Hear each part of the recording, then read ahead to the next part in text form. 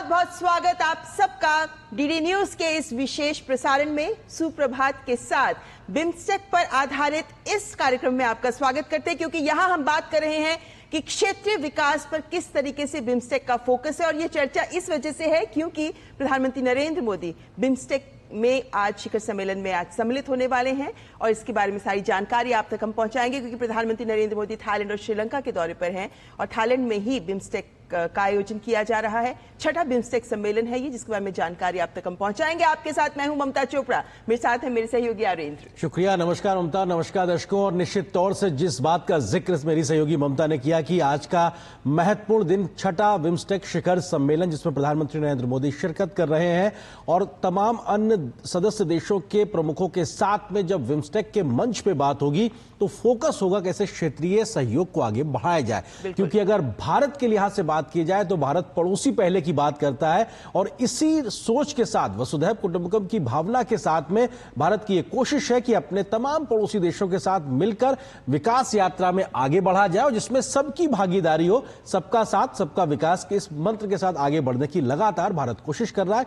और इस मंच से आज थाईलैंड से जो खबरें लगातार आएंगी, पल पल का अपडेट हम आप तक पहुंचाते रहेंगे। जी, यहाँ पे दर्शकों को शुरुआत में ही ये बताना बहुत जरूरी है कि जब हम बंगाल की खाड़ी की बात करते हैं तो आज के दौर में विशेष तौर पर जब हम जानते हैं कि समुद्री सुरक्षा और समुद्री परिवहन बहुत महत्वपूर्ण है, क्योंकि इन्हीं समुद्रों और महासागरों के रास्ते से ही विश्व का अधिकतर व्यापार होता है। ऐसे में बंगाल की खाड़ी के जो देश हैं, जिनमें 7 देश हैं जिनका एक समूह है बिम्स्टेक, तो बंगाल की खाड़ी में किस तरीके से न केवल शांति और स्थिरता बल्कि इन तमाम देशों का एक एकीकरण और एकीकृत सहयोग के माध्यम से विकास हो सके, क्षेत्रीय विकास के लिहाज से। क्योंकि हम दक्षिण एशिया की बात करें या दक्षिण पूर्वी एशिया की बात करें, ये विभिन्न देशों का अगर विकास होगा तो ये पूरा दक्षिण एशिया और दक्षिण पूर्वी एशिया विकास करेगा। और जैसा अरिंदर ने कहा कि हमारे भारत की ही नीतिगत एक पहल है ये, और इसी नीतिगत सोच के तहत कि हमारे नेबरहुड फर्स्ट हो, लेकिन साथ ही एक्ट ईस्ट नीति के साथ भारत बढ़ रहा है, उस लिहाज से भी बिम्स्टेक समूह बहुत महत्वपूर्ण है भारत के लिए भी।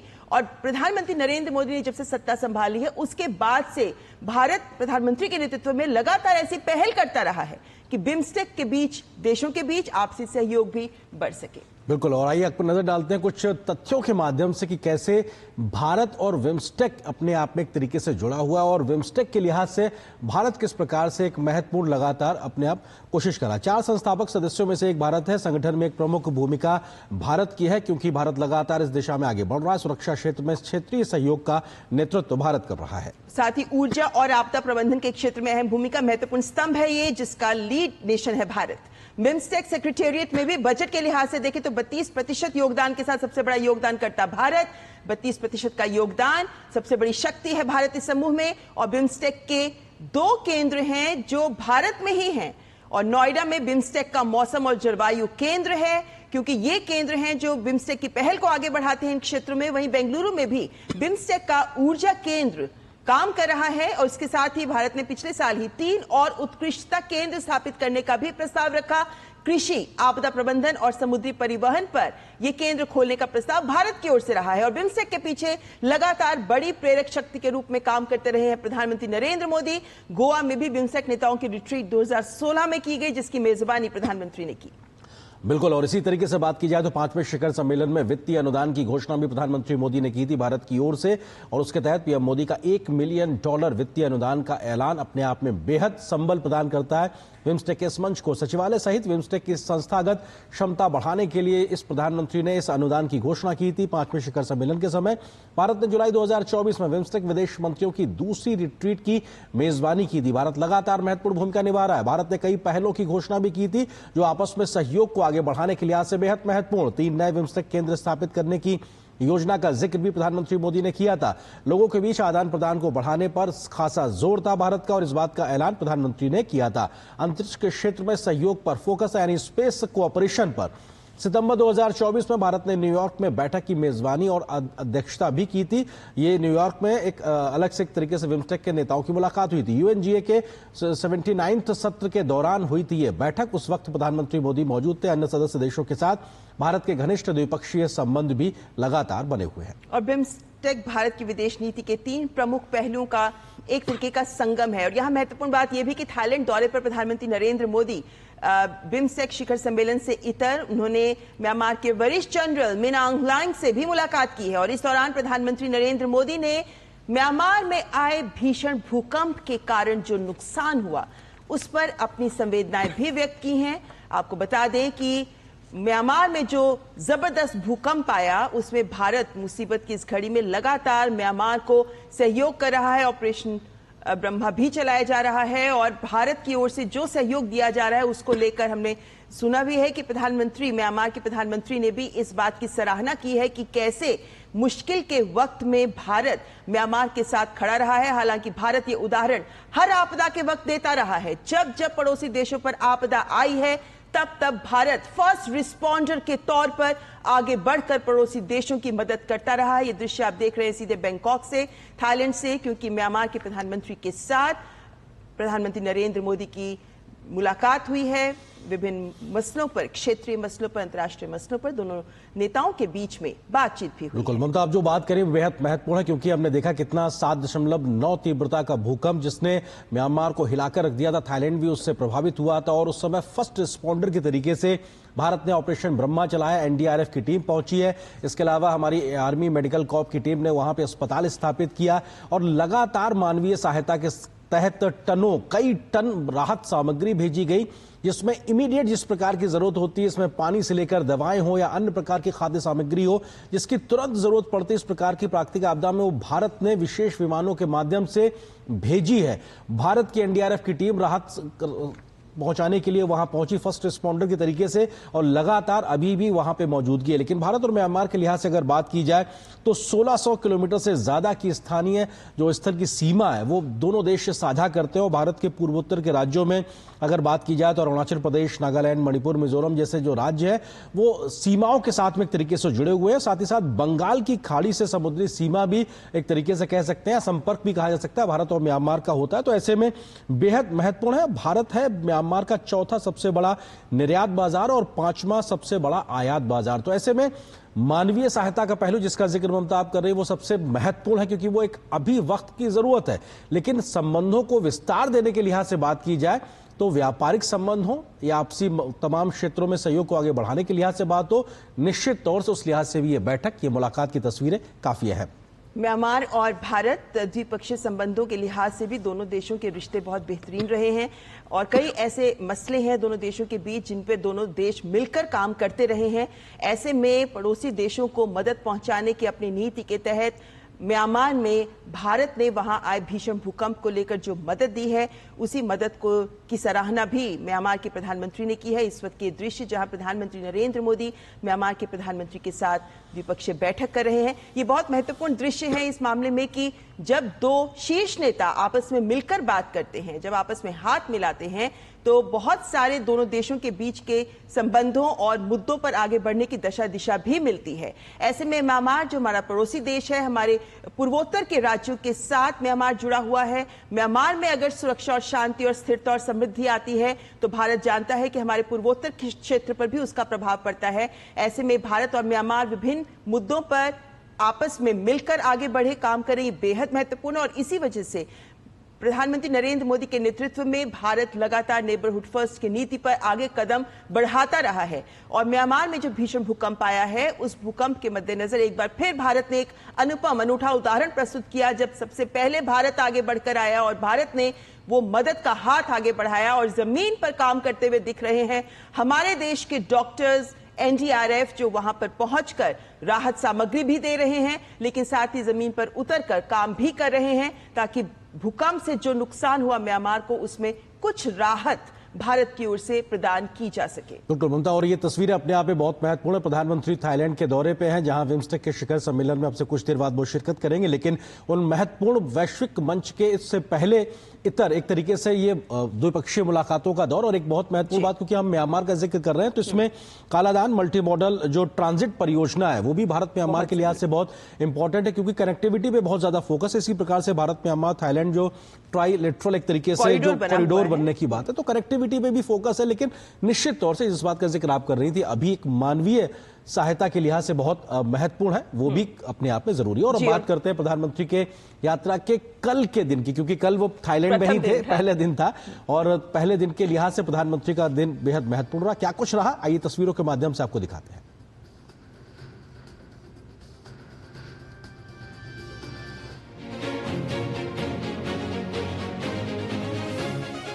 भारत और थाईलैंड के सदियों पुराने संबंध हमारे गहरे सांस्कृतिक और आध्यात्मिक सूत्रों से जुड़े हैं।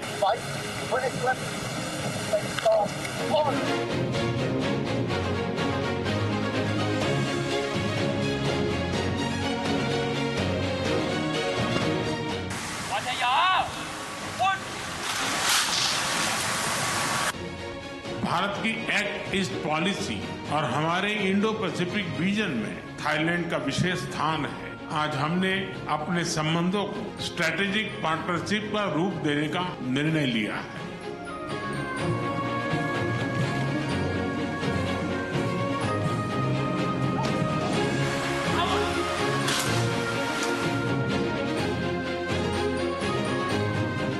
आसियान भारत का कॉम्प्रिहेंसिव स्ट्रेटेजिक पार्टनर है और इस क्षेत्र में मैरीटाइम पड़ोसी देशों के नाते क्षेत्रीय शांति, स्थिरता और समृद्धि में हमारे साझा हित है।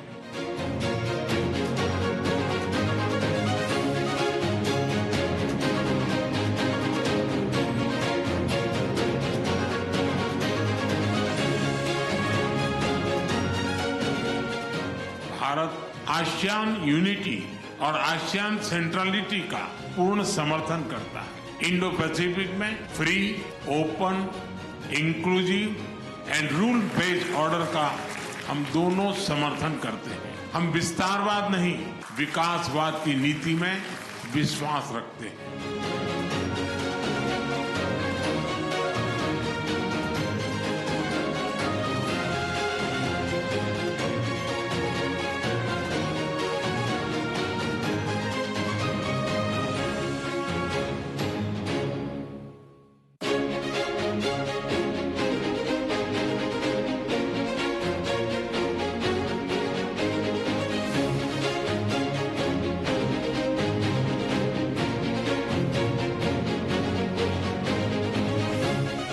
भारत और थाईलैंड के सदियों पुराने संबंध हमारे गहरे सांस्कृतिक और आध्यात्मिक सूत्रों से जुड़े हैं।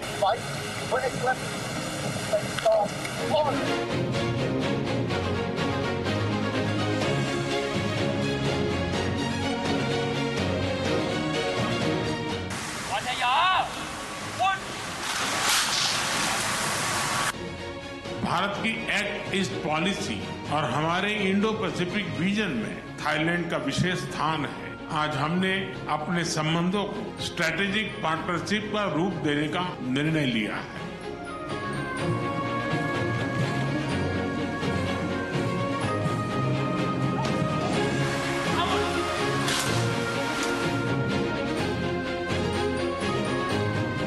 आसियान भारत का कॉम्प्रिहेंसिव स्ट्रेटेजिक पार्टनर है और इस क्षेत्र में मैरीटाइम पड़ोसी देशों के नाते क्षेत्रीय शांति, स्थिरता और समृद्धि में हमारे साझा हित है।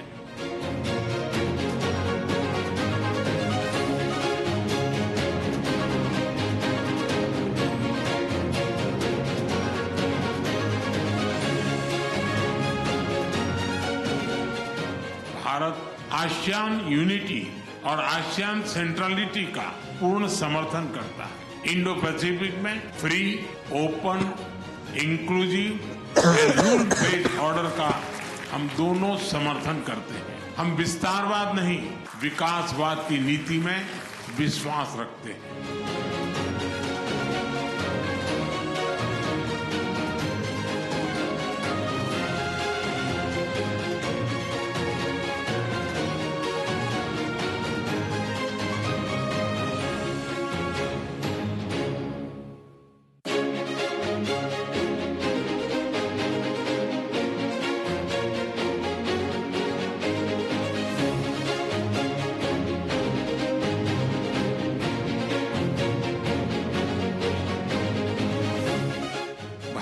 और थाईलैंड के सदियों पुराने संबंध हमारे गहरे सांस्कृतिक और आध्यात्मिक सूत्रों से जुड़े हैं।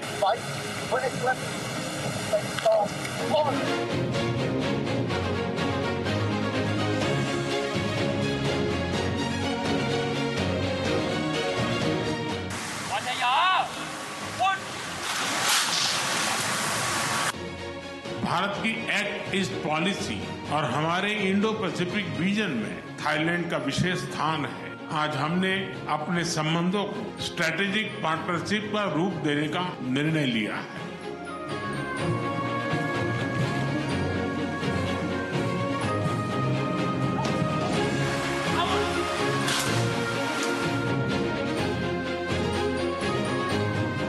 आसियान भारत का कॉम्प्रिहेंसिव स्ट्रेटेजिक पार्टनर है और इस क्षेत्र में मैरीटाइम पड़ोसी देशों के नाते क्षेत्रीय शांति, स्थिरता और समृद्धि में हमारे साझा हित है।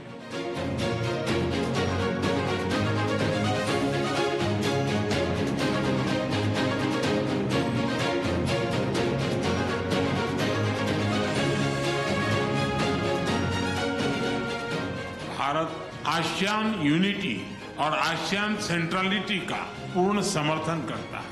इंडो पैसिफिक में फ्री तो आपको हम दिखा रहे थे ये दृश्य प्रधानमंत्री नरेंद्र मोदी का कल का प्रथम दिन दौरे का थाईलैंड का, और ऐसे में थाईलैंड के प्रथम दिन के दौरे पर क्या कुछ महत्वपूर्ण बिंदु रहे इस वीडियो के माध्यम से हमने आपके सामने रखा। इस वक्त हमारी संवाददाता आंचल भी हमारे साथ सीधे बैंकॉक से जुड़ गई हैं। आंचल, आज का दिन महत्वपूर्ण है क्योंकि बिम्स्टेक की बात होनी है, लेकिन उससे पहले अगर हम प्रथम दिन की बात करना चाहें, क्या बड़े टेक अवेज रहेंगे? क्योंकि दोनों देशों के बीच जो 2000 साल से भी पुराने आर्थिक और सांस्कृतिक संबंध हैं, उन्हें कॉम्प्रिहेंसिव स्ट्रैटेजिक पार्टनरशिप तक ले जाया जा रहा है। क्या बड़े टेक अवेज पहले दिन के? Good morning, Mamata Narendra from Thailand, Bangkok. और जो बड़े की टेक अवेज 6 MOUs के लिहाज से रहे, क्योंकि हम लगातार इस आउटकम की चर्चा कर ही रहे थे कि कैसे भारत और थाईलैंड, जिनके रिश्ते 2000 वर्ष पुराने हैं, वो इसको स्ट्रेटेजिकली कैसे आगे लेकर जाएंगे। उस पर जो 6 MOUs साइन किए गए, वो सबसे अहम MOUs में रहा कि कैसे जो स्मॉल मीडियम एंटरप्राइजेस है, डिजिटल कनेक्टिविटी है, ब्लू इकोनॉमी है, इसके जरिए आगे लेकर जाया जाएगा। हैंडीक्राफ्ट की बात उस MOU में कही गई, क्योंकि जब हम बात करते हैं ब्लू इकोनॉमी की, बहुत बड़ा सामरिक साझेदार है थाईलैंड और भारत, और ब्लू इकोनॉमी के जरिए कैसे दोनों देश आगे जाएंगे।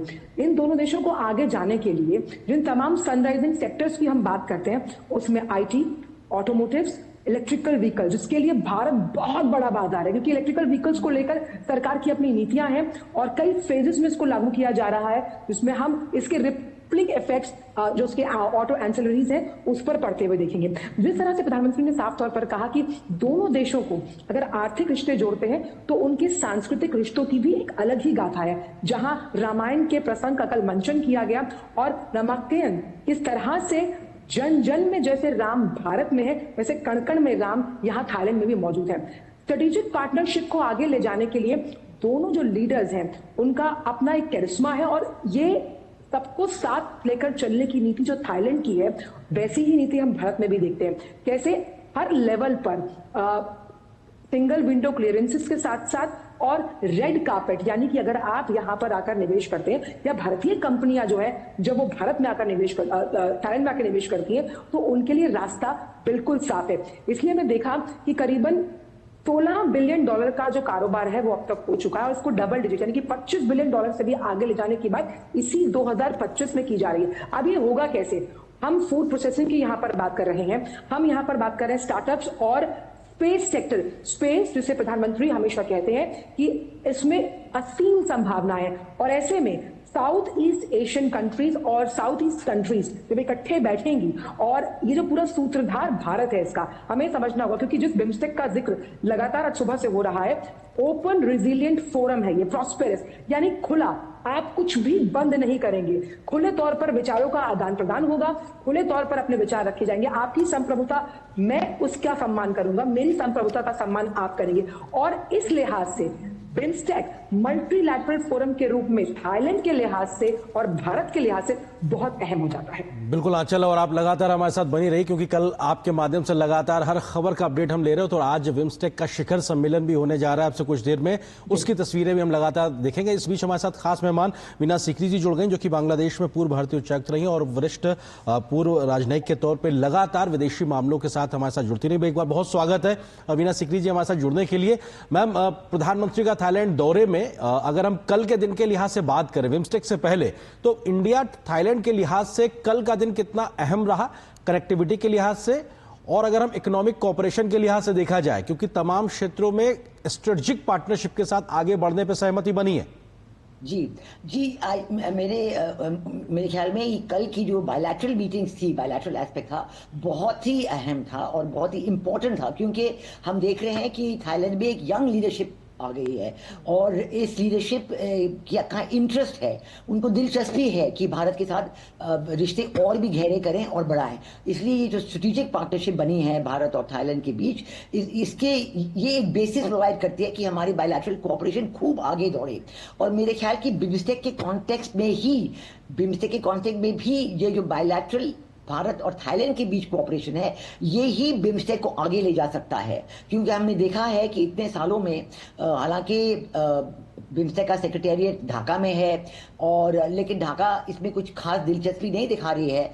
आज से ढाका चेयर बन रही है, बांग्लादेश चेयर बन रही है बिम्स्टेक की। तो इसलिए ये जो भारत और थाईलैंड के बीच रिश्ते हैं, इन्हीं के दौरान, इन्हीं के साथ हम बिम्स्टेक को आगे पुश कर सकते हैं। हमने देखा कि कल जैसे बहुत अहम एग्रीमेंट साइन हुआ है, मैरीटाइम ट्रांसपोर्ट कोऑपरेशन पे बहुत एग्रीमेंट साइन हुआ है, और इसी एग्रीमेंट के तहत ट्रेड और टूरिज्म बिम्स्टेक के बीच बहुत बढ़ सकता है। हमने ये भी देखा है कि कल प्रेसिडेंट ऑफ यूएस ने, प्रेसिडेंट डोनाल्ड ट्रंप ने इतने टैरिफ्स लगाए हैं, पूरे विश्व में हलचल मची हुई है। लेकिन ये टैरिफ्स का मतलब यही है कि रीजनलिज्म को बढ़ना चाहिए। रीजनल जो कोऑपरेटिव मेजर्स हो सकते हैं, रीजनल ट्रेड का जो फायदा हो सकता है, ये एक यही रास्ता है कि सारे देश अपने बायलैटरल और रीजनल ट्रेड बढ़ाएं और इस तरीके से वो ग्लोबल टैरिफ्स पे थोड़ा सा कंट्रोल पा लें। और हमने देखा है कि दूसरा जो बिम्स्टेक का जो कोऑपरेटिव कल रात को हुआ था, एक और एग्रीमेंट उन्होंने साइन किया है, cooperation with the Indian Ocean Rim Association. So जो रीजनल कोऑपरेशन बिम्स्टेक और इंडियन ओशन, ये जो सारे इंडियन ओशन मैरीटाइम लेवल पे जो कोऑपरेशन बन रही है, maritime transport agreement cooperation agreement है, बिम्स्टेक और IORA के साथ कोऑपरेशन बढ़ेगी। और तीसरी बात, जो एंटी ड्रग्स और एंटी क्राइम एक्टिविटीज, उन पे भी फोकस किया जा रहा है। इन सब चीजों में थाईलैंड की बहुत दिलचस्पी है और भारत की भी दिलचस्पी है, और पूरी उम्मीद है कि बायलैटरली एंड रीजनली भारत और थाईलैंड के बीच जो कोऑपरेशन बनी है, ये बिल्कुल कायम रहेगी और इसमें और भी स्ट्रेंथ आएगी। जी, बिम्स्टेक पर हम आगे भी इस चर्चा को आगे बढ़ाएंगे, पर वीना जी और आंचल, आप दोनों से अनुरोध करते हैं, आप दोनों बने रहिए हमारे साथ। एक ब्रेक लेते हैं, ब्रेक के बाद आकर इस चर्चा को आगे बढ़ाते हैं।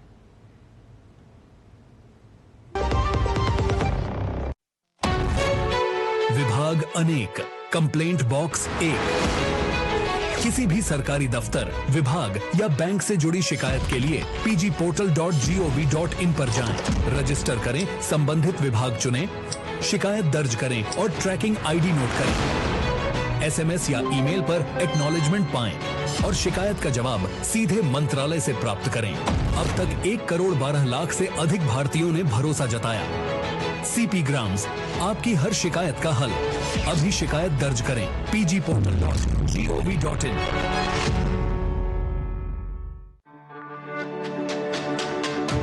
मेरी पसंद, मेरी पसंद, मेरी पसंद, मेरी पसंद, हमारी पसंद, हम सबकी पसंद। मजबूत देश का मजबूत सरिया, मोंगिया स्टील। ब्रेक के बाद एक बार फिर आपका स्वागत। आप लगातार देख रहे हैं हमारा ये विशेष कार्यक्रम, जिसमें इस वक्त हमारे साथ हमारी संवाददाता आंचल बैंकॉक से जुड़ी हैं और हमारे साथ वीना सीकरी जी भी जुड़ी हैं, जो बांग्लादेश में पूर्व राजदूत रह चुकी हैं, लेकिन इस वक्त आंचल आपका रुख करना चाहेंगे। अभी तक हम लगातार थाईलैंड की बात कर रहे हैं, लेकिन हम बिम्स्टेक की भी बात को आगे बढ़ाना चाहेंगे, क्योंकि आज होना है ये बिम्स्टेक सम्मेलन। और देखें तो हालांकि 1997 से काम कर रहा है, लेकिन फिर भी अब जो प्रधानमंत्री नरेंद्र मोदी ने खासकर जब से सत्ता संभाली है भारत में, उसके बाद से हम देख रहे हैं कि एक पुश मिला है बिम्स्टेक को। भारत की कितनी महत्वपूर्ण भूमिका है बिम्स्टेक में? ममता, भारत की महत्वपूर्ण भूमिका हम इसी बात से आंक सकते हैं कि 2014 में जब प्रधानमंत्री ने कार्यभार संभाला, उसके बाद से नेबरहुड पॉलिसी फर्स्ट और एक्ट ईस्ट, यानी कि इसमें जो तब्दीली लाई गई, उस तब्दीली का सकारात्मक परिणाम हमने बिम्स्टेक देशों के लिहाज से देखा, जिसमें खाली थाईलैंड नहीं, नेपाल भी है, म्यांमार भी है, श्रीलंका भी है, बांग्लादेश भी है। और इसीलिए जिस बैंकॉक विजन 2020 को अपनाने की बात इस बार जब बिम्स्टेक का जो आउटकम निकलेगा उसमें की जा रही है, ये पिछले चार्टर में, यानी जो कोलंबो में मीटिंग हुआ था, उस चार्टर से जुड़ा हुआ है। अभी चार्टर से क्यों जुड़ा है उसे समझ लेते हैं। उस चार्टर में साफ तौर पर लिखा था कि कैसे विस्तारीकरण किया जाएगा सदस्य देशों के लिहाज से। और ये विस्तारीकरण इसलिए इंपॉर्टेंट है कि भारत हमेशा से एक प्रॉब्लम सॉल्यूशन प्रोवाइडर, एक फैसिलिटेटर के तौर पर उसको देखा जाता है ग्लोबल साउथ की आवाज के लिहाज से। और एक ध्यान जो हम चाहते हैं कि दर्शकों के लिए, आखिर बिम्स्टेक को हम बार बार इतना प्रमोट और इतना इंपॉर्टेंस क्यों दे रहे हैं? बंगाल की खाड़ी जो मैप, जब हम मैप को देखते हैं, एक तरफ अरेबियन सी है, एक तरफ बंगाल की खाड़ी है, यानी कि बे ऑफ बंगाल, वहां से व्यापार का रास्ता इन 7 देशों के जरिए होकर गुजरता है। और ये 7 देश भगवान की दया से भारत के अहम साझेदार हैं। वो कहते हैं ना कि आप अपने दोस्त चुनते हैं पर पड़ोसी नहीं, लेकिन जो पड़ोसी हमें दिए गए हैं उनकी प्रचुर मात्रा में क्या इंपॉर्टेंस है खाद्यान्न को लेकर, क्या क्या इंपॉर्टेंस उनके सेक्टर्स को लेकर है, वो सभी का समावेश भारत करना जानता है। जो तमाम सेक्टरल कॉर्पोरेशन एक बार वो बताते हैं दर्शकों को। जब हम ट्रेड और इन्वेस्टमेंट की बात करते हैं, उसके लिए बिम्स्टेक में बांग्लादेश की जिम्मेदारी है। एनवायरमेंटल चेंज की अगर हम बात करते हैं, मां प्रकृति को सस्टेनेबल डेवलपमेंट के लिहाज से हम क्या दे सकते हैं, उसके लिए भूटान जिम्मेदार, उसकी जिम्मेदारी तय की गई है। वहीं भारत के पास है सिक्योरिटी, एनर्जी, डिजास्टर मैनेजमेंट, आतंकवाद और आपदा प्रबंधन से निपटना। और इस डिजास्टर मैनेजमेंट में भारत ने बखूबी अपना काम निभाया as acting as first responder to Thailand and Myanmar जब भूकंप आया। वहीं पीपल टू पीपल कॉन्टैक्ट की जिम्मेदारी नेपाल की है। और पॉवर्टी यानी कि गरीबी उन्मूलन के लिए अगर जिम्मेदारी तय की गई तो वो नेपाल, और कनेक्टिविटी के लिहाज से थाईलैंड, क्योंकि कनेक्टिविटी का जिक्र हम लगातार हम कर रहे हैं। इन देशों के बीच में कनेक्टिविटी किस लिहाज से इंपॉर्टेंट हो जाएगी। और बिम्स्टेक का मतलब ये है कि कैसे आने वाले समय में जो रोड बेल्ट इनिशिएटिव है चाइना का, उसका प्रभाव बे ऑफ बंगाल में किस तरह से कम किया जाएगा। क्योंकि कई मल्टीलैटरल फोरम पर चाहे हम बात करते हैं आसियान, ब्रिक्स, उससे बढ़कर बिम्स्टेक कैसे एक नया जवाब बनेगा ग्लोबल साउथ की आवाज का। क्योंकि प्रधानमंत्री ने जब G20 की अध्यक्षता ली थी इंडोनेशिया से, वहां पर भी उन्होंने कहा था कि टेक्नोलॉजी ट्रांसफर को लेकर जो एक हिचक रही है हमेशा से डेवलप नेशंस में, क्योंकि हमें वर्ल्ड ऑर्डर समझना होगा। वर्ल्ड ऑर्डर एक वक्त जब USSR सबसे इंपॉर्टेंट था, उसका डिसइंटीग्रेशन हुआ, फिर अमेरिका सुपर पावर, लेकिन अब ये मल्टीपोलर वर्ल्ड है। इसीलिए आपको भारत की बात सुननी पड़ेगी। भारत ये मादा रखता है वैश्विक पटल पर अपनी बात रखने का। और इसीलिए हमने देखा कि अगर टैरिफ लगाए भी गए, रेसिप्रोकल टैरिफ ही लगा रहे हैं कई देश, उसका असर भारत पर कम पड़ता हुआ। जिस तरह से यूरोपियन यूनियन की अध्यक्षा उर्सुला वॉन डेर लेन यहां आई, उन्होंने साफ तौर पर कहा कि भारत एक इमर्जिंग बाजार है। इमर्जिंग बाजार उस लिहाज से कि तमाम अलग अलग सेक्टर जिन पर टैरिफ लगाया जा रहा है, भारत उभरता हुआ बाजार है अपनी डेमोग्राफिक डिविडेंड के लिहाज से। और इसलिए ये तमाम देश एक लेवल प्लेइंग फील्ड देते हैं, विन विन सिचुएशन, यानी कोई किसी को कमतर नहीं आंकेगा, सब साझा हितों के साथ संप्रभुता को लेकर आगे बढ़ेंगे। और कई ऐसे मुद्दे जो कहीं ना कहीं कॉमन है, आप आतंकवाद की बात कर लीजिए, आप आपदा प्रबंधन, तमाम देश कहीं ना कहीं किसी वजह से इनसे जूझते हैं। और एक देश का मॉडल कैसे दूसरे देश के मॉडल के लिए उदाहरण स्वरूप है। चलिए यहाँ पर एक सवाल जो एक सवाल लेना चाहूंगी, क्योंकि हम जानते हैं कि विदेश मंत्रियों की जो बैठक हुई बिम्स्टेक में, उसमें विदेश मंत्री डॉक्टर एस जयशंकर ने कुछ महत्वपूर्ण बातों को सामने रखते हुए इस बात को भी कहा, हालांकि यूएस टैरिफ्स के संदर्भ में उस बात को कहा जा रहा था कि अब देश आत्मनिर्भरता की तरह काम करना होगा, देशों को आत्मनिर्भर होना होगा। और साथ ही उन्होंने इस बात को भी सामने रखा कि अब क्षेत्रों को, रीजन्स को अपने आप देखना होगा कि कैसे वो स्वयं ही आगे बढ़ सकते हैं और शॉर्ट सप्लाई चेन्स होंगी। ये कुछ बिंदु जो विदेश मंत्री ने सामने रखे, क्या हम मान सकते हैं कि बिम्स्टेक में जब आज शिखर सम्मेलन होगा तो इन कुछ बिंदुओं की गूंज वहां भी सुनने को मिल सकती है? इंडोनेशिया में जब प्रधानमंत्री ने G20 की अध्यक्षता ली थी, सबसे इंपॉर्टेंट मुद्दा वहां ये था कि ग्लोबल सप्लाई चेन जो डिस्टर्ब हो गया था कोविड की वजह से, और इस डिस्ट्रप्शन को सबसे ज्यादा झेला तमाम जो अंडर डेवलप्ड नेशंस हैं उन्होंने, और भारत ने कंधे से कंधा मिलाकर उसकी मदद की। जिस तरह से रीजनल कोऑपरेशन को और रीजनल कनेक्टिविटी को बढ़ाने की बात की जा रही, बिम्स्टेक का मतलब ही यही है। और इसमें कैसे हर देश को आत्मनिर्भर बनाया जाएगा कई अलग अलग क्षेत्रों के लिहाज से। इसमें आप सबसे पहले हम देखते हैं डिजिटल पेमेंट। हमारा जो डिजिटल पेमेंट मॉडल है वो कई देशों ने अपनाया, और कई देशों के अपनाने का मतलब है कि हम एक पैरेलल डिजिटल इकोनॉमी खड़ी कर रहे हैं। पैरेलल डिजिटल इकोनॉमी उस लिहाज से कि आपका पेमेंट स्ट्रक्चर कितना फ्लॉलेस है, यानी हर एक देश आपसे उदाहरण स्वरूप इसे लेता है और आपको धन्यवाद करता है। यहां ये एक बात हुई। अगर आप अपने डिजिटल पेमेंट सिस्टम में सक्षम है तो आप देखिए आप कितने अलग अलग सेक्टर्स में कहां आगे जा सकते हैं। एमएसएमई की आप बात कर लीजिए, आप बात कर लीजिए यहाँ पर एंटरप्रेन्योरशिप की, आप बात कर लीजिए आईटी की, आप यहाँ बात कीजिए स्टार्टअप्स के लिहाज से। ये एक मुद्दा हुआ। वहां आत्मनिर्भर बनाने का मतलब इसलिए भी है ताकि जो शक्तिशाली देश हैं उनको ये समझ में आए कि इन देशों के समूह के अंदर वो तमाम ताकतें मौजूद हैं जो अपनी समस्याओं का समाधान एक मन से करना जानती है, इसलिए किसी के भी हस्तक्षेप की जरूरत नहीं है। और जब भी बिम्स्टेक के मिनिस्ट्रियल मीटिंग्स रही है, हमारी बात अभी सेक्रेटरी जनरल जो है बिम्स्टेक उनसे हुई, उन्होंने कहा कि भारत लगातार कोशिश कर रहा है कि कैसे नेबरहुड फर्स्ट पॉलिसी से इतर आगे जाकर और भी देश, चाहे ऑब्जर्वर के रूप में हो, चाहे किसी अन्य मेहमान रूप में हो, पर्यवेक्षक के रूप में, उन्हें इसमें शामिल किया जाए। बिल्कुल। और आंचल, आप बनी रही हमारे साथ में, क्योंकि आप जिस बातचीत का जिक्र कर रही हैं उस बातचीत का हम तस्वीरें भी दिखाते हैं कि ऐसे सदस्य देश आने वाले समय में बिम्स्टेक विजन 2030 को अडॉप्ट करने के साथ सामाजिक, आर्थिक, सामरिक, रणनीतिक रिश्तों को एक नई दिशा देते नजर आएंगे। इन्हीं सब तमाम विषयों पर बिम्स्टेक के महासचिव इंद्रमणि पांडे से खास बातचीत की हमारी संवाददाता आंचल गुलाटी ने। क्या कुछ उन्होंने कहा, ये आपको सुनाते हैं। बिम्स्टेक सम्मेलन अपने आप में कितना प्रासंगिक और महत्वपूर्ण होने वाला है, इस पर बात करने के लिए हमारे साथ बिम्स्टेक के सेक्रेटरी जनरल इंद्रमणि पांडे साहब मौजूद हैं। उन्हीं से बात करते हैं। इंद्रमणि जी, आपका बहुत बहुत स्वागत है टीडी न्यूज में। धन्यवाद आपका। पहला सवाल यही है पांडे जी कि किस तरह से आप भारत का प्रतिनिधित्व देखते हैं बिम्स्टेक के इन तमाम देशों के साथ, कि ये कैसे एक सूत्रधार के रूप में आने वाले दशकों के लिए बिम्स्टेक को और मजबूत करेगा?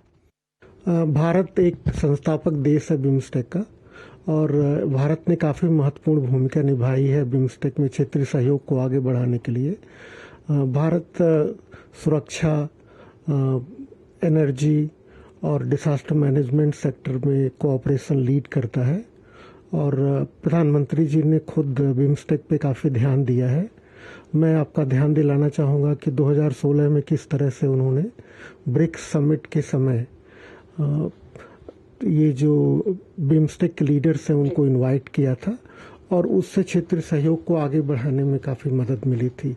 इसी तरह से 2022 में उन्होंने $1 मिलियन ग्रांट अनाउंस किया था सेक्रेटेरिएट के लिए।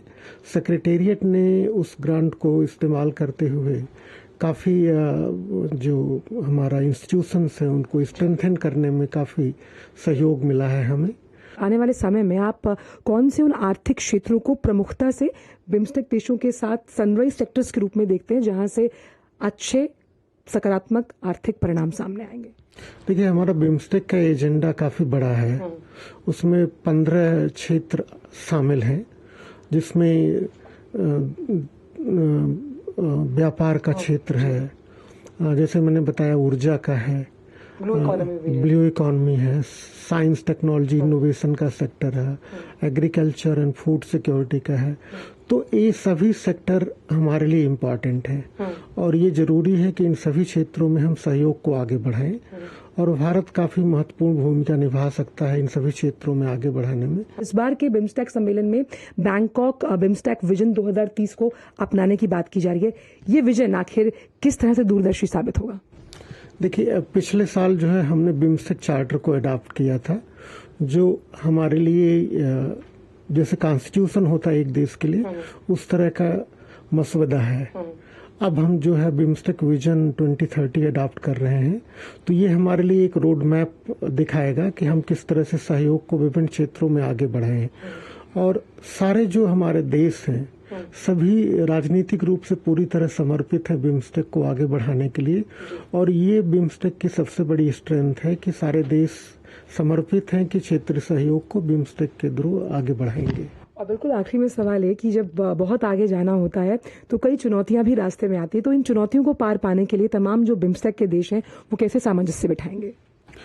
देखिए, देशों में सामंजस्य है और देशों में प्रतिबद्धता है कि वो सहयोग को आगे बढ़ाएंगे, पर कुछ ऐसे जो शॉर्टकमिंग्स थी हमारी इंस्टीट्यूशनल, उनको भी एड्रेस करने की प्रतिबद्धता है।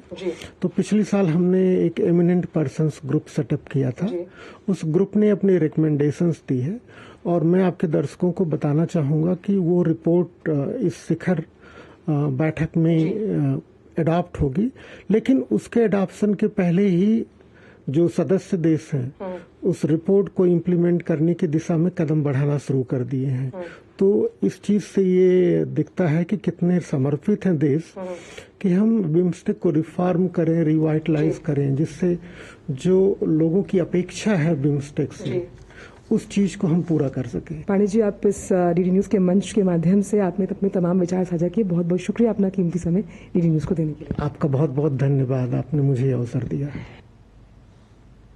तो आप देख रहे थे एक तरीके से कि जो बिम्स्टेक के जो महासचिव हैं वो इस बात का जिक्र कर रहे थे कैसे एक तरीके से जो चार्टर अडॉप्ट किया और उसके बाद से कैसे यहां से बिम्स्टेक को आगे बढ़ाने को लेकर लगातार बात हो रही है। और ममता, ये भी बहुत महत्वपूर्ण है कि 1997 में एक तरीके से एक संस्था का गठन होता है, उसके बाद से कई वर्षों तक उसमें वो गतिशीलता नजर नहीं आती, लेकिन अभी आपने जैसा जिक्र किया था कुछ वर्षों से, खासतौर से प्रधानमंत्री मोदी के तमाम इनिशिएटिव की वजह से हम देख पा रहे हैं कि बिम्स्टेक को एक गति देने की, गतिशीलता देने की लगातार कोशिश की जा रही है। और 2019 में जब प्रधानमंत्री दूसरी बार प्रधानमंत्री बने तो उस वक्त बिम्स्टेक देशों के जो तमाम जो नेता थे वो भारत आए थे, उस समय उनके शपथ ग्रहण समारोह के बीच में। हमारी सहयोगी आंचल भी हमारे साथ लगातार जुड़ी हुई है, वरिष्ठ मेहमान हमारे साथ में वीना सिकरी जी भी लगातार जुड़ी है। वीना जी, अब हम अगर बिम्स्टेक के लिहाज से समझने की कोशिश करें, जिस बात का भी हम जिक्र कर रहे थे, 1997 में बिम्स्टेक का गठन होता है, लंबे समय तक एक स्थिरता सी दिखाई पड़ती है, बहुत गतिशीलता नहीं दिखती है इस मंच के माध्यम से, लेकिन प्रधानमंत्री मोदी लगातार अब इस कोशिश में है, भारत इस कोशिश में है कि इस क्षेत्रीय सहयोग के साथ, इस मंच के साथ आगे बढ़ा जाए, रीजनल कोऑपरेशन को बढ़ा जाए। मौजूदा दौर के आज की बैठक और अभी यहां से आगे का सफर बिम्स्टेक का आप कैसे देखती हैं? मैं सोचती हूँ कि ये जो समिट हो रही है इसके बाद अगर हम इम्प्लीमेंटेशन पे ध्यान दें तो बहुत अच्छा होगा। आपने बिल्कुल सही कहा कि प्रधानमंत्री मोदी जी के समय से बिम्स्टेक पे खास फोकस आ रहा है। हाँ, प्रधानमंत्री मोदी जी के सोचते हैं कि बिम्स्टेक एक ऐसी संस्था है, हमारा जो एक्ट ईस्ट फॉरेन पॉलिसी है, bringing in ASEAN countries, हमारा जो neighborhood first foreign policy है, bringing in the neighborhood, and also the role of India's North East, तो इन तीनों चीजों का सम्मिश्रण होता है बिम्स्टेक के दौरान। नॉर्थ ईस्ट जो है बिल्कुल बिम्स्टेक के सेंटर में है, it is the heart of BIMSTEC. Now connectivity becomes a very important problem, और हम कनेक्टिविटी के तौर पे देख रहे हैं कि हमने म्यांमार के साथ एक कलादार मल्टीमोडल प्रोजेक्ट किया है, और हमने India Myanmar Thailand trilateral highway भी एक प्रोजेक्ट सालों से चल रहा है, क्योंकि म्यांमार में इतनी दिक्कतें आ रही हैं तो ये थोड़ा सा डिले हो गया है। लेकिन किसी तरह से उम्मीद है कि 2027 या 2028 तक ये अगर कुछ इसमें प्रोग्रेस आए तो बड़ा अच्छा होगा। तो ये जो है हम चाह रहे हैं कि एक तो मैरीटाइम कनेक्टिविटी है, उसमें मैंने आपको बताया कि एक एग्रीमेंट अब साइन हुआ गया है बिम्स्टेक के सारे देशों के साथ ही मैरीटाइम ट्रांसपोर्ट पे एक फोकस होगा, और एक देखा है कि लैंड ट्रांसपोर्ट पे भी India Myanmar Thailand trilateral highway का है। और दूसरी चीज हम देखते हैं कि डिजास्टर मैनेजमेंट पे 2 स्पेशल सेंटर्स ऑफ एक्सीलेंस शुरू होने जा रहे हैं बिम्स्टेक के बीच। एक तो है सेंटर फॉर ट्रॉपिकल मेडिसिन, ये बैंकॉक में होगा।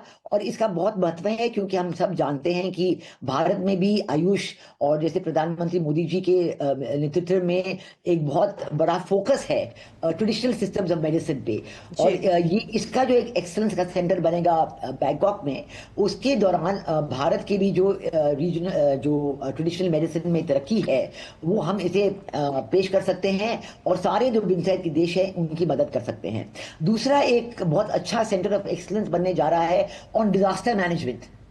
आपने देखा ही है कि हाल में जब म्यांमार और थाईलैंड में एक बहुत ही सीरियस भूकंप आया था और कई लोग म्यांमार में तो कहते हैं कि 3,000 से ज्यादा लोगों की मौत हो गई है इस भूकंप के कारण।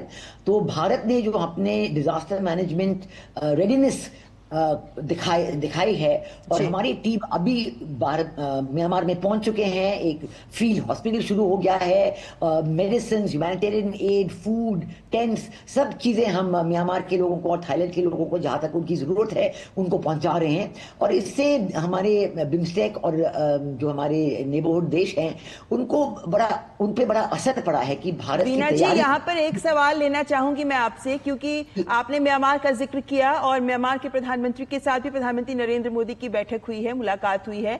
ऐसे में बिम्स्टेक जैसे मंच, क्योंकि विभिन्न देशों के साथ भारत के संबंध अच्छे हैं, ऐसे में म्यांमार के साथ हुई इस द्विपक्षीय बैठक की महत्ता को भी आप कैसे रेखांकित करती हैं? क्योंकि ये जो बिम्स्टेक से इतर जो बैठकें होती हैं, नेताओं को मुलाकात करने का जो अवसर मिलता है, इसमें बहुत सारे ऐसे मुद्दे होते हैं जिन पर बातचीत आगे बढ़ाई जाती है। म्यांमार के प्रधानमंत्री के साथ प्रधानमंत्री की बैठक को आप कैसे देखते हैं? ये म्यांमार के साथ हमारे रिश्ते हमेशा अच्छे रहे हैं। हमारी कोशिश रही है क्योंकि हमारा भारत का म्यांमार के साथ बहुत ही लंबा लैंड बॉर्डर भी है और मैरीटाइम बॉर्डर भी है। तो इसलिए जो लैंड बॉर्डर पे है उस पे जो हमेशा प्रॉब्लम्स होती रहती हैं, क्रॉस बॉर्डर इंसर्जेंट ग्रुप्स आते रहते हैं जाते रहते हैं, उसमें म्यांमार की और म्यांमार मिलिट्री की सहायता की बहुत सख्त जरूरत है।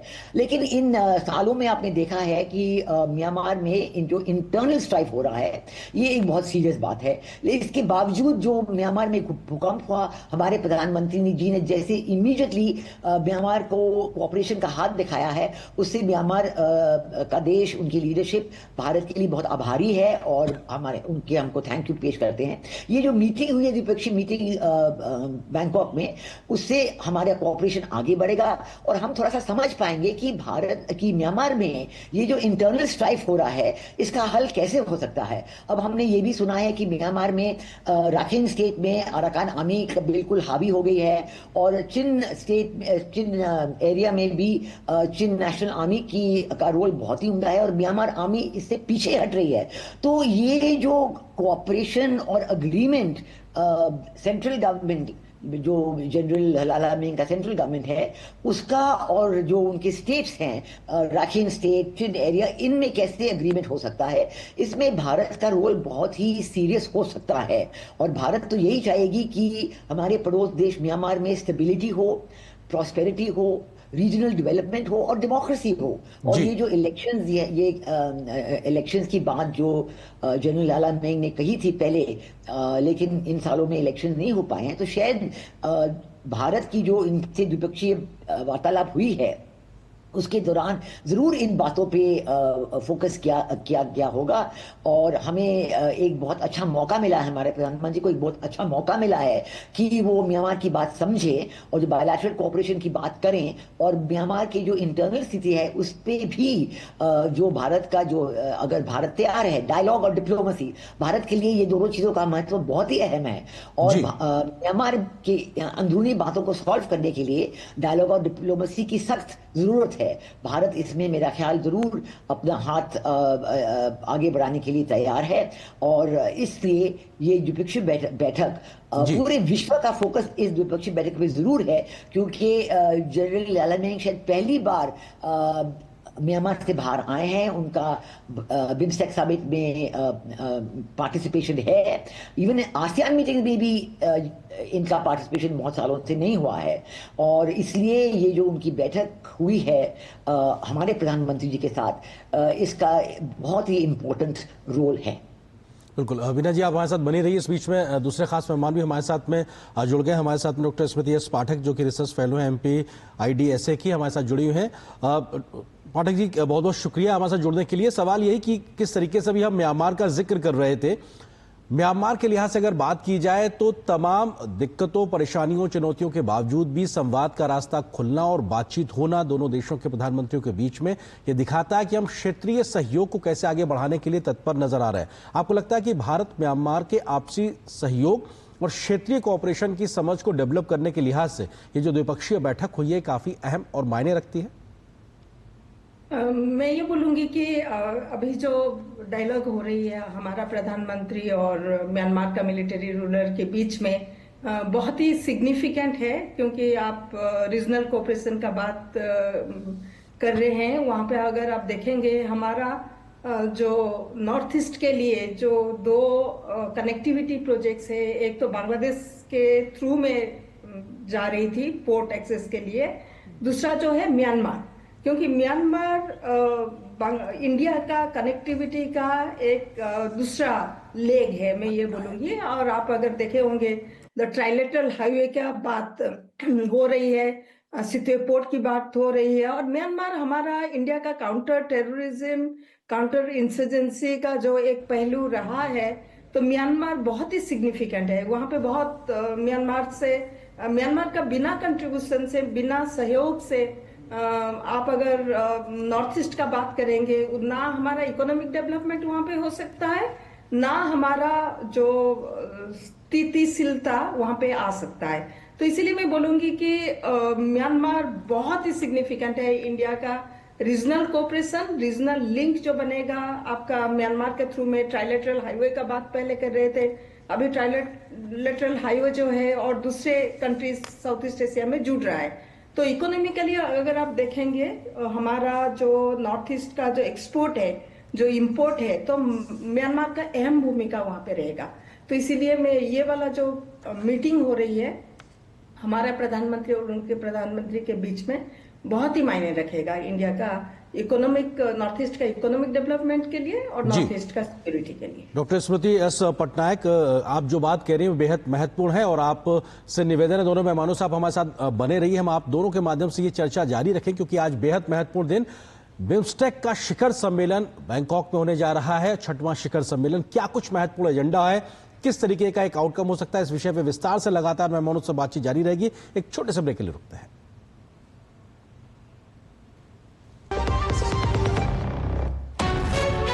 विभाग अनेक, कंप्लेंट बॉक्स 1। किसी भी सरकारी दफ्तर, विभाग या बैंक से जुड़ी शिकायत के लिए pgportal.gov.in पर जाएं, रजिस्टर करें, संबंधित विभाग चुनें, शिकायत दर्ज करें और ट्रैकिंग आईडी नोट करें।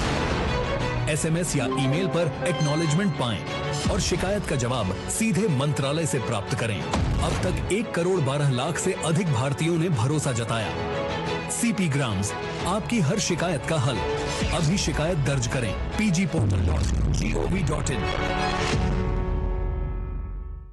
जब धरती चीर कर निकलता है लोहे का पत्थर और मिलता है मोंगिया के जोश से, फिर तपता है, पिघलता है और बनता है फौलाद। अब होता है सरिया सारी खूबियों के साथ। मोंगिया स्टील, मजबूत देश का मजबूत सरिया।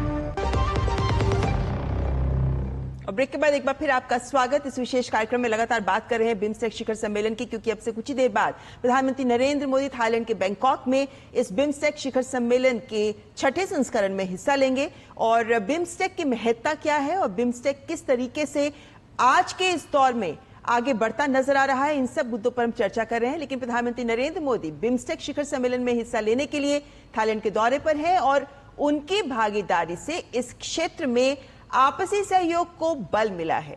प्रधानमंत्री नरेंद्र मोदी का कार्यक्रम स्थल पर भव्य स्वागत भी किया गया। आपको बता दें कि बंगाल की खाड़ी बहुक्षेत्रीय तकनीकी और आर्थिक सहयोग पहल यानी बिम्स्टेक, इसके सदस्य देशों के राष्ट्राध्यक्षों और शासनाध्यक्षों का 6ठा शिखर सम्मेलन थाईलैंड की राजधानी बैंकॉक में आयोजित हो रहा है।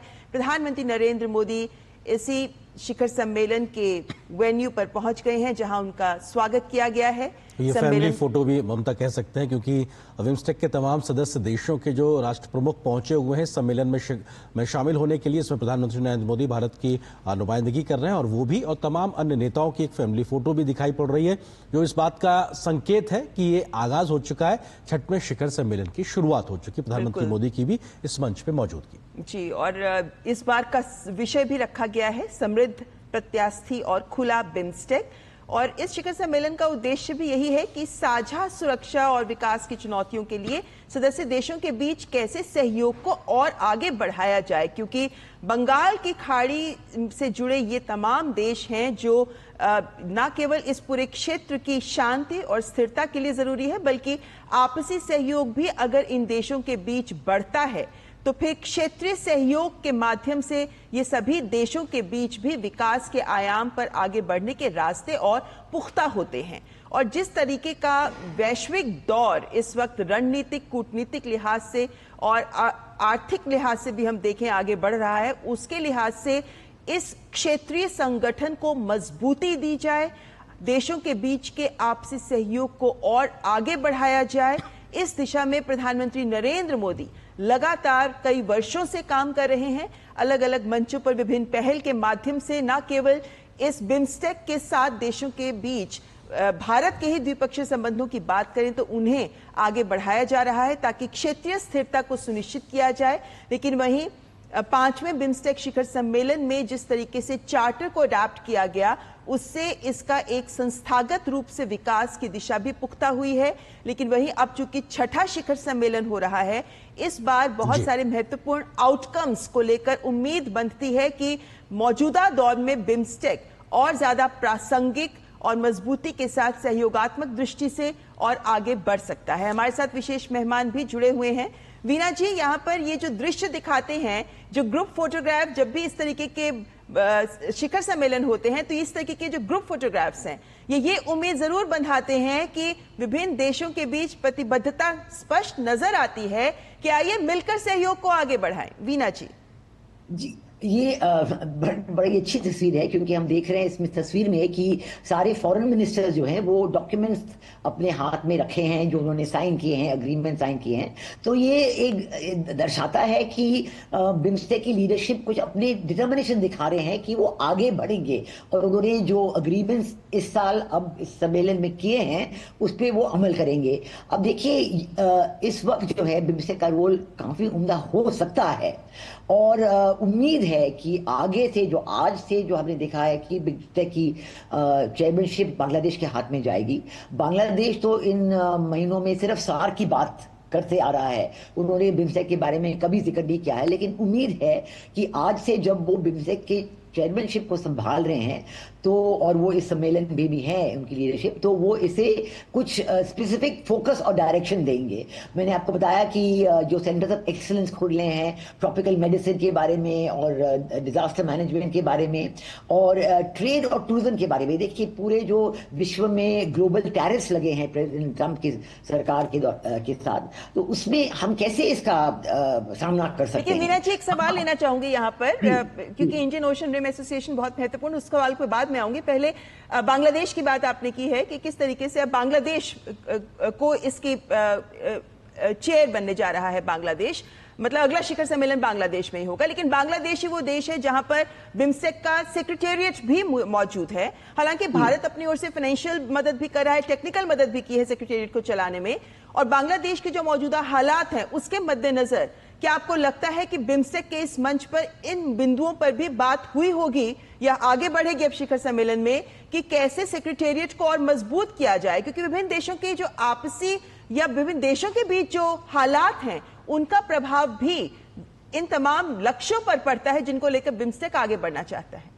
जी बिल्कुल, और सेक्रेटेरिएट को जरूर स्ट्रेंथन करना चाहिए। सेक्रेटेरिएट हमेशा ये होता है कि उनका रोल बहुत जरूरी होता है। हमने देखा है कि आसियान का सेक्रेटेरिएट फॉर एग्जांपल अगर हम देखें तो वो तो बहुत ही एक स्ट्रॉन्ग सेक्रेटेरिएट है, और हालांकि हमारे देश भारत का एक अलग एम्बेसडर आसियान के लिए है और वो आसियान सेक्रेटेरिएट के साथ जुड़े हुए हैं। तो ये दिखाता है कि हम आसियान को कितना इंपॉर्टेंस देते हैं और आसियान सेक्रेटेरिएट का रोल कितना इंपॉर्टेंट है।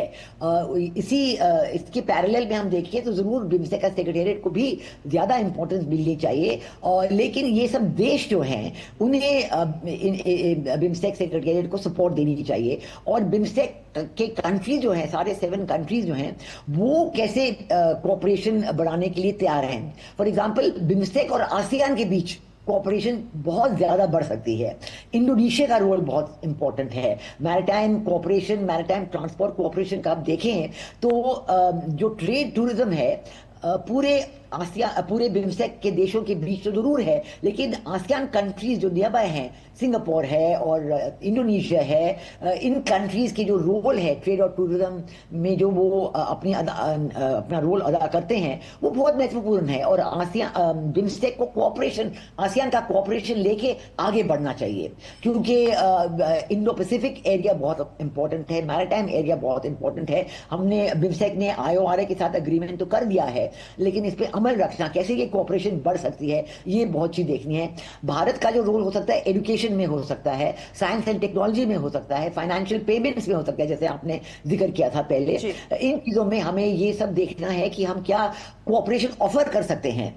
वीना जी, अभी आपने बात की कैसे विदेश मंत्रियों ने जो तमाम इन दृश्य में हम देख रहे हैं कि जो MOUs हुए हैं उनको हाथ में पकड़ कर तस्वीर खिंचाई जा रही है। डॉक्टर पटनायक, यहाँ पर एक बात, क्योंकि बहुत महत्वपूर्ण जो MOUs हुए हैं उनमें सभी बहुत महत्वपूर्ण है, लेकिन एक जो इंडियन ओशन रिम एसोसिएशन के साथ जुड़ा हुआ है, क्योंकि हम जानते हैं कि ये जो इंडियन ओशन रिम के देश हैं, ये तमाम देश इस पूरे बंगाल की खाड़ी में भी इनकी महत्ता बढ़ जाती है। बे ऑफ बंगाल, बंगाल की खाड़ी में यह तमाम इंडियन ओशन रिम में अगर हम नजर डालते हैं तो 58% यहाँ तेल के रिजर्व्स है, 46% गैस के रिजर्व्स हैं। मतलब विश्व के जितने कंटेनर्स गुजरते हैं उनका 33% यहीं से गुजरता नजर आता है। इस सब के बीच, इस परिप्रेक्ष्य में अगर हम इसकी महत्ता को भी समझना चाहें, बिम्स्टेक और IOR के बीच का MOU कैसे बिम्स्टेक को भी मजबूत करेगा? देखिए, बिम्स्टेक का जो कोऑपरेशन एरियाज है, उस कोऑपरेशन एरियाज में मैरिटाइम सिक्योरिटी भी है और HADR है, ह्यूमैनिटेरियन असिस्टेंट डिजास्टर रिलीफ। तो IORA का आप अगर एजेंडा देखेंगे उसमें से कुछ तालमेल है दोनों ऑर्गेनाइजेशन में। तो कॉमन जो एरिया है, जैसे आपने बताया कि ये एरिया बहुत ही जियोपॉलिटिकली सिग्निफिकेंट है। रिसोर्स जो है, आपने जिक्र किया, जो ट्रेड होती है इस एरिया में, वो सारा बहुत ही सिग्निफिकेंट है। तो आप अगर common area of interest both IORA और बिम्स्टेक का देखेंगे और बे ऑफ बंगाल का इंपॉर्टेंस देखेंगे, क्योंकि इट इज ए गेटवे, जो बिम्स्टेक के कंट्री है, it is mostly a gateway to the Indian Ocean, the trade का हम लोग जो बात करते हैं। तो मैं ये बोलूंगी बहुत ही महत्वपूर्ण है। जैसे मैडम सिकरी ने बताया कि बिम्स्टेक और आसियान के बीच में भी एग्रीमेंट हो सकता है, क्योंकि कुछ कंट्रीज जो है आसियान मेंबर है और बिम्स्टेक का मेंबर है। क्योंकि कोई भी रीजनल ऑर्गेनाइजेशन को आप जब देखते हैं, वो रीजनल ऑर्गेनाइजेशन आइसोलेशन में आगे नहीं बढ़ सकता है। दूसरा जो रीजनल ऑर्गेनाइजेशन है, जो जहां पे देश, बहुत सारे देश दोनों ऑर्गेनाइजेशन 3 ऑर्गेनाइजेशन में मेंबर है, तो उनके बीच में जो कॉमन एरिया अगर आप लेके जो संबंध है, जो कोऑपरेशन है, उसको अगर आगे बढ़ाएंगे, then you get a very larger area. माने यू आर नॉट कन्फाइंड, माने खाली you are not confining yourself to the Bengal की खाड़ी। यू कैन गो, IORA अगर लेंगे तो आप इंडियन ओशन को आपका आउटरीच बढ़ेगा। और इंडियन ओशन का जितना सारा जैसे कोऑपरेशन है, कोऑपरेटिव मैकेनिज्म है, आप ट्रेड का बात कर सकते हैं, आप HADR जो कि बहुत ही सिग्निफिकेंट है, स्पेशली म्यांमार का भी जो अर्थक्वेक आप देखे हैं, हम पहले भी देखे हैं इंडिया का outreach to Sri Lanka, India's outreach in Bangladesh, in other ASEAN countries. आप अगर उसको देखेंगे, it expands your HADR।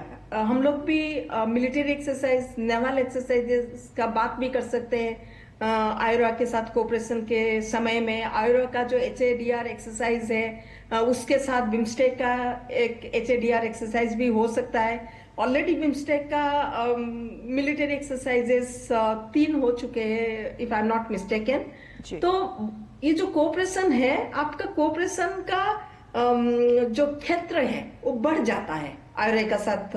The moment IORA के साथ आपका कोऑपरेशन